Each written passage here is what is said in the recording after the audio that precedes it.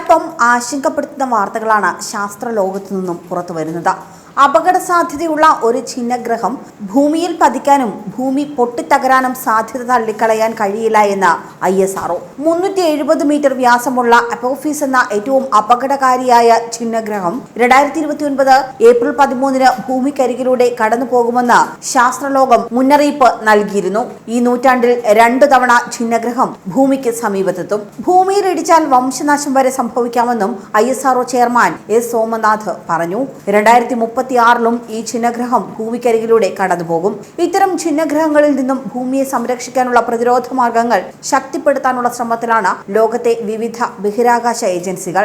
ഛിന്നഗ്രഹത്തെ വഴിതിരിച്ചുവിടാനുള്ള ആഗോള ശ്രമത്തിൽ ഇന്ത്യയും പങ്കാളിയാകും. ഛിന്നഗ്രഹം ഭൂമിയിൽ പതിക്കാൻ 72% സാധ്യതയുണ്ടെന്ന് നാസയും വ്യക്തമാക്കിയിരുന്നു. അത്യന്തം അപകടകാരിയായ അപ്പോഫീസ് എന്ന ഛിന്നഗ്രഹം 2029 ഏപ്രിൽ 13 വീണ്ടും 2036 ഭൂമിക്ക് തൊട്ടടുത്തെത്തുമെന്നാണ് ISRO ചെയർമാൻ സോമനാഥ് ഇപ്പോൾ വ്യക്തമാക്കിയത്. 370 മീറ്റർ വ്യാസമുള്ള ഛിന്നഗ്രഹത്തിന് ഭൂമിയിൽ കൂട്ടവംശനാശം ഉണ്ടാക്കാനുള്ള ശേഷിയുണ്ടെന്നാണ് ശാസ്ത്രജ്ഞർ കണക്കാക്കുന്നത്. ഈ ഛിന്നഗ്രഹം ഭൂമിയിൽ പതിക്കുകയാണെങ്കിൽ അതിന്റെ ആഘാതം മൂലം ഭൂമിയിലെ മിക്ക ജീവജാലങ്ങളും നശിക്കുമെന്നും ISRO ചെയർമാൻ S. സോമനാഥ് ചൂണ്ടിക്കാണിക്കുന്നു. അത്തരമൊരു ആഘാതമാണ് ദിനോസറുകളുടെ വംശനാശത്തിന് കാരണമായതെന്നാണ് അനുമാനിക്കപ്പെടുന്നത്. എന്നാൽ ഛിന്നഗ്രഹങ്ങളിൽ നിന്നും ഭൂമിയെ സംരക്ഷിക്കുന്നതിനായി ലോകമെമ്പാടുമുള്ള ബഹിരാകാശ ഏജൻസികൾ പ്രതിരോധ സംവിധാനങ്ങൾ വികസിപ്പിച്ചുകൊണ്ടിരിക്കുകയാണെന്നും സോമനാഥ് വ്യക്തമാക്കി. ISROയും ഇക്കാര്യത്തെ സൂക്ഷ്മമായി നിരീക്ഷിച്ചു വരികയാണെന്നും അദ്ദേഹം കൂട്ടിച്ചേർത്തു.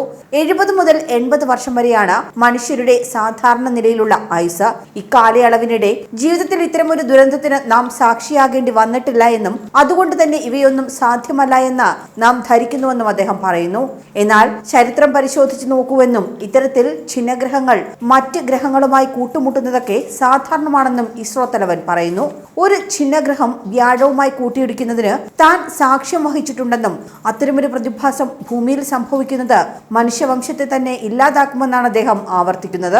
ഇതെല്ലാം സാധ്യതകളാണ്, നാം അതിനായി തയ്യാറെടുത്തിരിക്കണമെന്നും അദ്ദേഹം പറയുന്നു. ഭൂമിക്ക് ഇങ്ങനെ സംഭവിക്കണമെന്ന് ആഗ്രഹിക്കുന്നവരല്ല മനുഷ്യർ.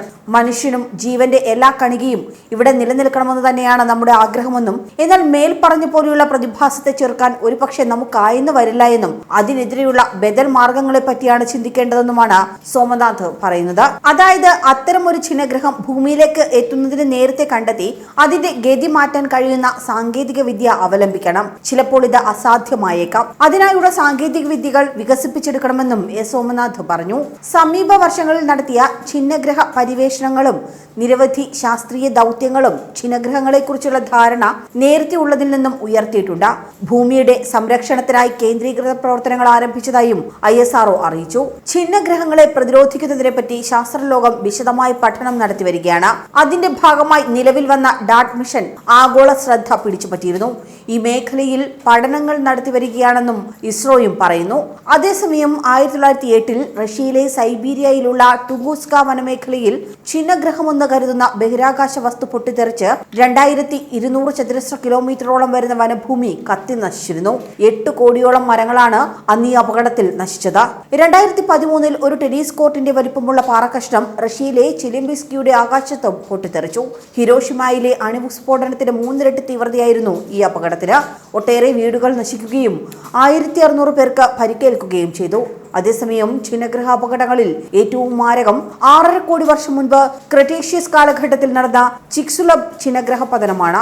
10 മുതൽ 15 കിലോമീറ്റർ വരെ വലുപ്പമുള്ള വമ്പൻ ഛിന്നഗ്രഹം മെക്സിക്കോയിലെ യുക്കാറ്റാനിൽ വീണു. ഇതിന്റെ ആഘാതം മൂലമുണ്ടായ പരിസ്ഥിതി മാറ്റങ്ങളിലാണ് ദിനോസറുകൾക്ക് വംശനാശം വരികയും ഭൂമിയിൽ അന്നുണ്ടായിരുന്ന ജീവിവർഗങ്ങളുടെ 3/4 ഭാഗവും നശിക്കുകയും ചെയ്തത്.